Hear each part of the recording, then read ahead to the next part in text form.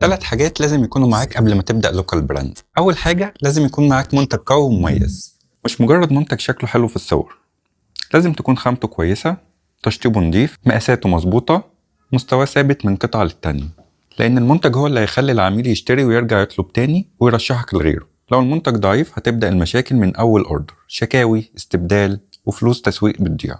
رقم 2، لازم يكون معاك شركة شحن تقدر تعتمد عليها، لأن الشحن جزء من تجربة العميل مش حاجة جانبية. لازم تكون مواعيدها واضحة، تأخيرها قليل، وعندها متابعة وحل للمشاكل، لأن حتى لو منتجك كويس ولو التوصيل سيء العميل هيحسبها على البراند نفسه، ممكن ما يطلبش تاني. رقم 3 وأهم حاجة، لازم يكون معاك مسوق شاطر، مش حد ينزل بوستات وخلاص، لكن حد يعرف يوصلك للناس الصح ويحول الاهتمام لمبيعات، يفهم المنتج، يحدد الجمهور، يطلع محتوى قوي ويخلي العميل يقتنع يشتري. لأن ممكن يكون عندك منتج ممتاز وشحن ممتاز، لكن من غير تسويق صح محدش هيعرفك أصلا.